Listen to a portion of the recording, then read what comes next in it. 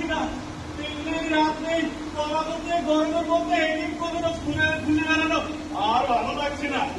হাত কাটতে চাই এবার আপনার জমিতে চাকরি করতে হচ্ছে। থাকো তো মালিক, আজকে ব্যাপারে সম্পর্কে খারাপ মন্তব্য আমার সঙ্গে করবে না। আমার হলো আমি তার দুঃসম্পর্কে সারা।